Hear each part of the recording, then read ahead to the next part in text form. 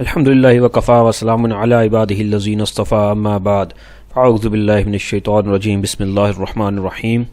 ہمارے شیخ حضرت مولانا پیر ذوالفقار احمد نقشبندی دامت برکاتہم العالی نے ایک واقعہ سنایا کہ 1994 میں سمرقند جانے کا موقع ملا تو جامع مسجد سمرقند میں خطبہ جمعہ دیا۔ نماز جمعہ کے بعد چند نوجوان میرے پاس آئے اور کہنے لگے، حضرت آپ ہمارے گھر میں تشریف لے چلیں، ہماری والدہ آپ سے ملنا چاہتی ہیں۔ میں نے معذرت کر دی کہ اتنے لوگ یہاں موجود ہیں، میں ان کو چھوڑ کر وہاں کیسے جاؤں۔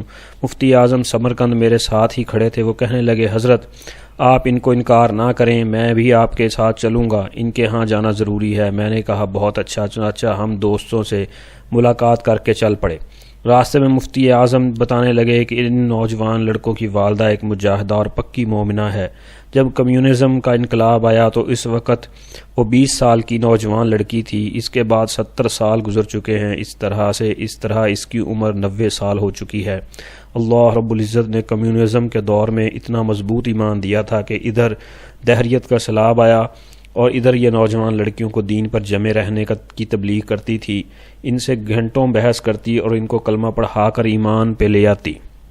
ہم پریشان ہوتے کہ اس نوجوان لڑکی کی جان بھی خطرے میں ہے اور یہ دہریے قسم کے فوجی اس کی عزت خراب کر دیں گے اور اسے سولی پر لٹکا دیں گے، لہٰذا ہم اسے سمجھاتے، بیٹی تو جوان العمر ہے، تیری عزت و آبرو اور جان کا معاملہ ہے، اتنا کھل کر لوگوں کو اسلام کی تبلیغ نہ کیا کر۔ مگر وہ کہتی کہ میری عزت اور آبرو جان اسلام سے زیادہ قیمتی نہیں، میری جان اللہ تعالیٰ کے راستے میں قبول ہو گئی تو کیا فرق پڑ جائے گا۔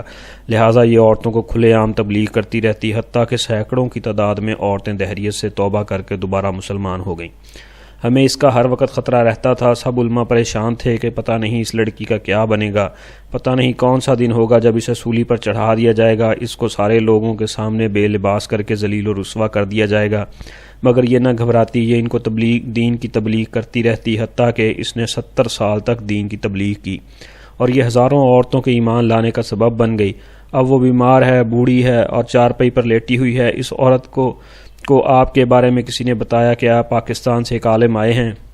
اس کا جی چاہا کہ وہ آپ سے گفتگو کر لے، اس لیے میں نے کہا کہ آپ انکار نہ کریں۔ اس عاجز نے جب یہ سنا تو دل میں بہت خوش ہوا کہ جب وہ ایسی اللہ کی نیک بندی ہے تو ہم بھی ان سے دعا کروائیں۔ جب ہم ان کے گھر پہنچے تو دیکھا کہ صحن میں ان کی چارپائی پڑی ہوئی تھی اور وہ اس پر لیٹی ہوئی تھی۔ لڑکوں نے اس کے اوپر ایک پتلی سی چادر ڈال دی۔ ہم چارپائی سے تقریباً 1 میٹر دور جا کر کھڑے ہو گئے۔